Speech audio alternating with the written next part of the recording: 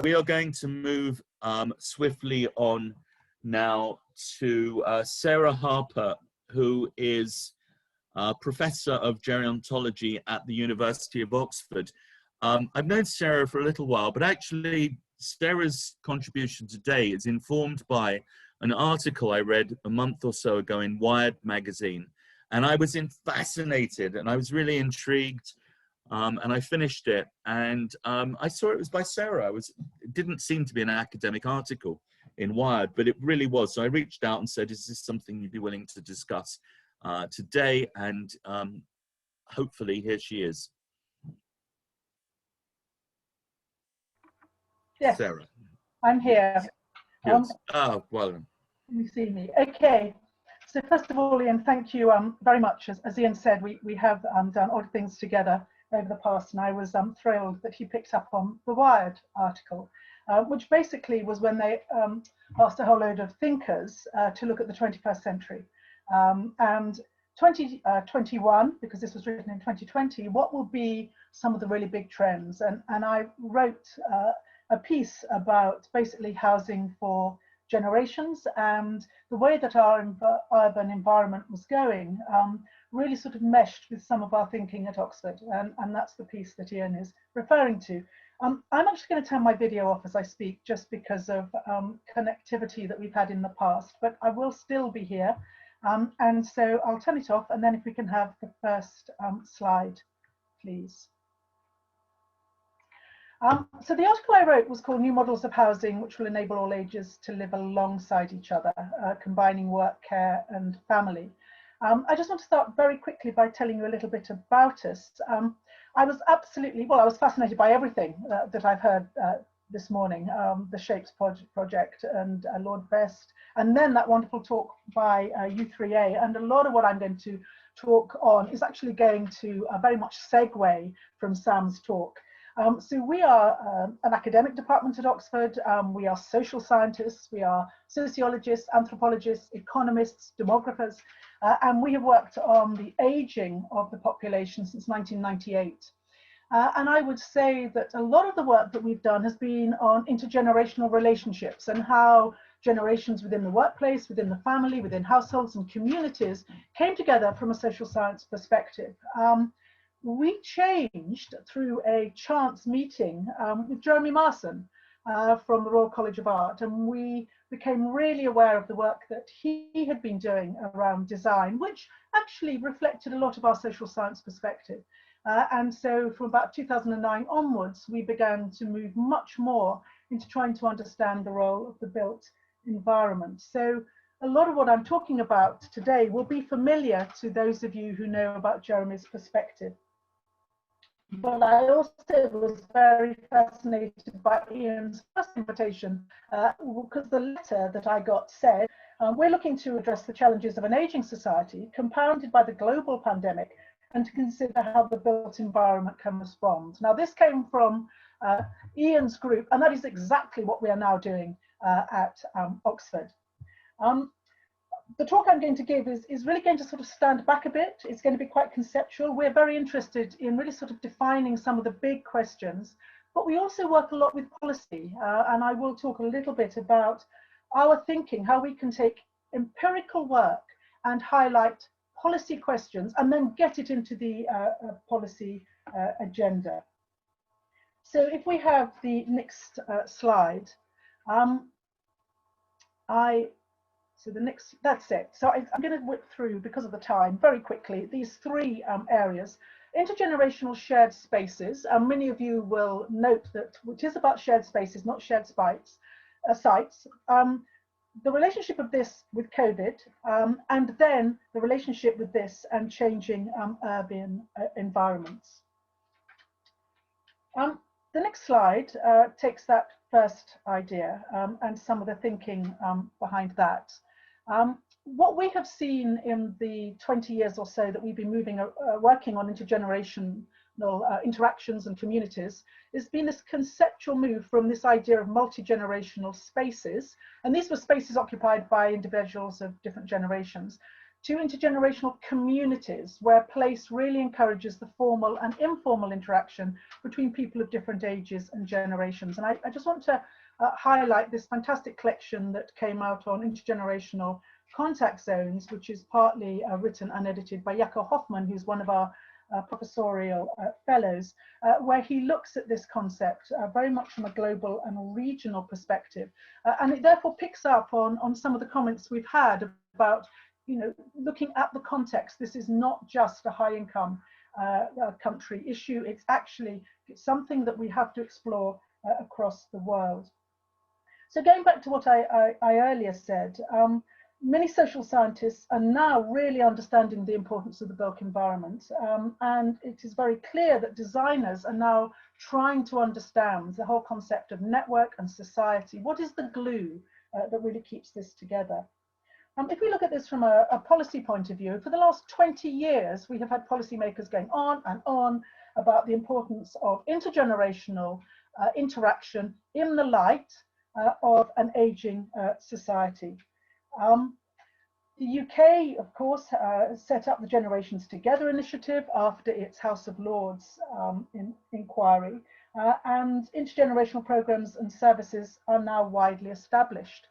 I've just had a question pop up, which is exactly what I'm about to say, and that is, how does an intergenerational community vary from a village? And that is exactly a comment I was going to make, because a colleague of mine at a meeting yesterday said, I live in an intergenerational community. I live in a village in West Oxfordshire. And that is exactly what we're trying to get at. You put people of different generations together. Is that really an intergenerational community? What is the added that means that it moves from just people living in the same space to a real intergenerational community? The UK Foresight Review on Aging, which both Jeremy Marson and I worked on, very much brought into this idea of aging in relationship to intergenerational interaction. And going back to the EU theme, I actually chair currently the long-term care inquiry, which is sponsored by Age Platform. It's an EU-funded inquiry, and we're very much looking at long-term care, generation, housing, and communities as being really sort of key supporters.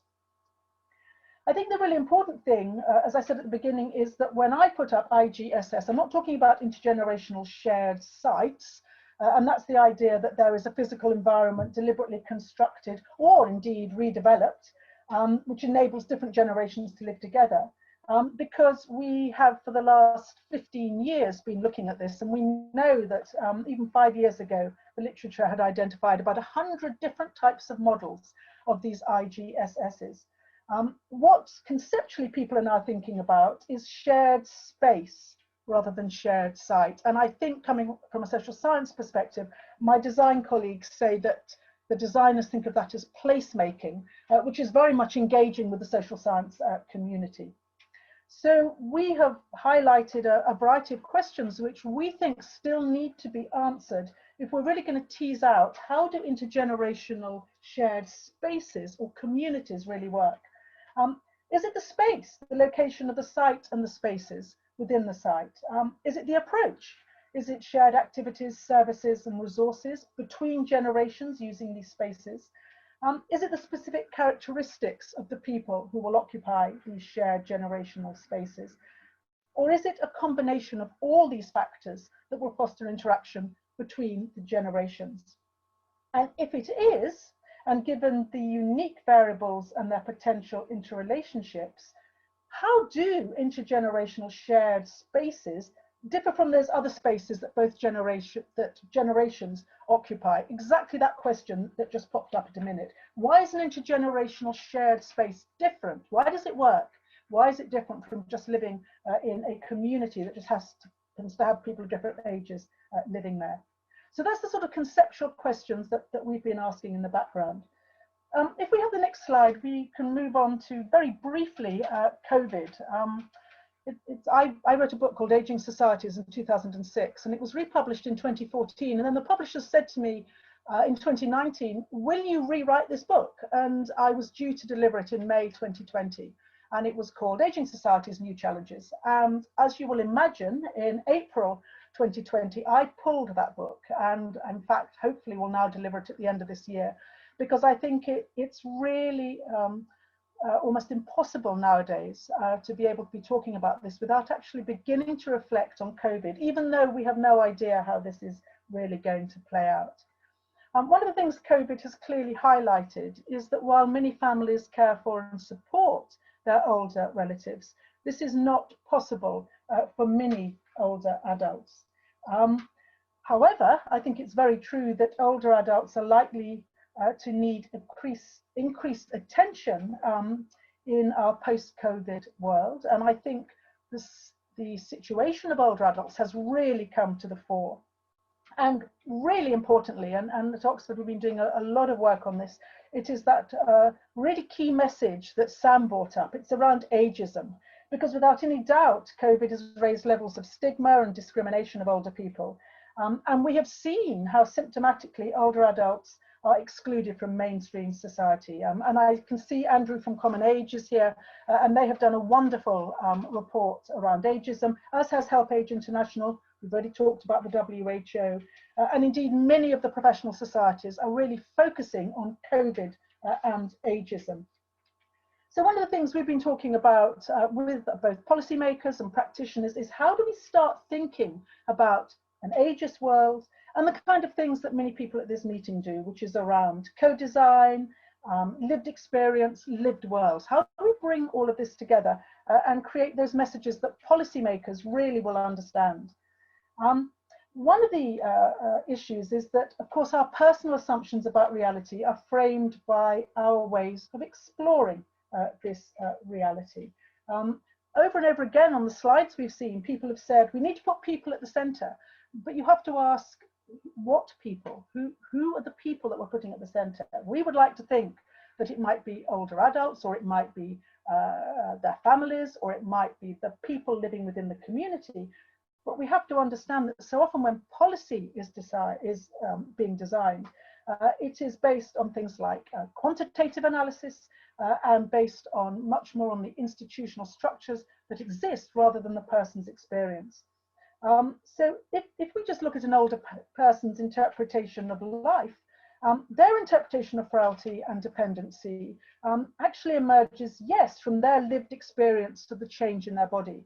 But that is very different from the interpretation of the family, and particularly the family carer. They will draw on much more of a relational understanding.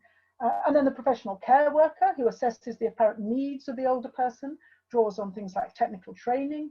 And again, we have the geriatrician who will be prescribing medication or aids based on medical knowledge. And I think the really important thing that we still have to grasp is which forms of knowledge should we be privileging? How does this affect the definition of an older person's situation? And how does that affect policy, which very much defines behaviour towards them and other people in similar situations? The other thing I think that is often neglected is what we would term this intersectionality, the multiple existence of our various experiences. We all have multiple characteristics. We have race, we have sexuality, we have gender, we have education, and most of us are not just black, female and poor. We live at the intersection of many different dimensions, and yet the institutions within which we live and within which our policymakers work tend to define us by a sole characteristic. And that is why these intergenerational shared spaces are so important. That's why the community is so important. We must integrate older adults virtually and physically into all age communities, because only then do we change social norms, reduce the barriers to social isolation, and enable things like loneliness to be reduced. And I think what COVID has shown us is that it has become even more essential that older adults are integrated within communities of all ages, so that they stop being the other, and it is more a sense of responsibility for each other. And in particular, I think what we understand, and I think Sam's talk really reflected this, older adults aren't just recipients, they are part of a reciprocal exchange where everyone, both young and old, feel that they need each other and that they are needed. Older people have a tremendous role to play in our society. So finally, if we move to the final slide, and this is the background to the Wired article. It was when we turned to think about some of these conceptual ideas about intergenerational communities and these shared spaces, and we started to look at modern urban environments. Now, I think everyone agrees that these intergenerational shared spaces must have both the physical and the participant and activities. And we do understand that building these environments is really important, but I want to reflect on something actually that Lord Best brought up. Investment in building new sites is not necessarily the most cost-effective way of developing these programs. And I think what most people who are thinking about this, they're now introducing the question, as he did, as to whether these shared spaces don't already exist. They exist naturally within many local communities, going back to that village argument. And we should be looking at the opportunities to utilize these spaces and therefore better promote exchanges between generations. I think the really important thing is that across the globe, COVID has changed already the way that we're interacting with friends. And that instead of us going out of our community, we have been and connecting with services. And someone has just put their mic on, getting a huge amount of background noise. One of the things I think we should be aware is, I think these drivers were already there. I think the drivers for repurposing inner cities were definitely, evidence was arriving in 2018 and 2019. In 2019, nearly 2/3 of businesses in the UK, for example, have already had already adopted some form of flexible work policy. And it was already being argued in 2019, if you look back at some of those public policy articles, that office spaces should be converted into residential hubs. And the really big change, I think, that has now happened is that we're not only looking at office spaces, but we're also looking at the retail. We know that our is suffering, and we know therefore there are huge opportunities to be able to convert these into inner city residential communities. And of course, we already have some of the top sort of designers beginning to look at this. And I'm going to conclude just by the last slide, where we've been looking at a variety of these examples. Many of these will be familiar to people there. Our top one that we have been very impressed with is the old living space in West London. Done by the Collective and PLP Architecture, really worth looking at some of their work. They started out by creating communal living for young people, and then discovered that actually all ages were being attracted to this kind of living. We also have two other very well-known examples, and I'm thinking here of Marmalade Lane in Cambridge and Granby 4 Streets in Liverpool, both sites that we ourselves are looking at from a research point of view. And these are existing intergenerational areas that really were not set up to be intergenerational, but with the local communities and designers working together are creating these intergenerational shared spaces that reflect a lot of the thinking around sort of best practice. And then finally, I would talk a little bit about the work we're doing with the University of Copenhagen, looking at the way that the Danish view around softscaping of intergenerational communities. And in fact, the example that I would suggest you look at if you don't know it is the Donnybrook Quarter social housing project, where they are really taking on this idea of dense low architecture, the concept of the soft city, blurring indoor, outdoor spaces, really integrating a mixed community into the wider community.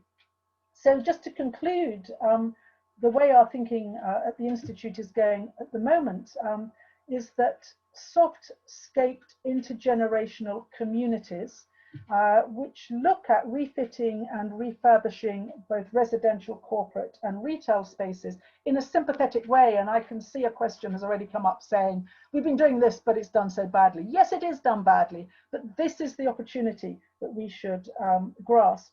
And this will enable professional, managerial, service workers of all ages to live alongside each other in that new, but not so new, hub of work, care and family, which actually is the home. Thank you. Thank you very much, Sarah. Well, there are so many questions, but I think I'm going to boil down to one.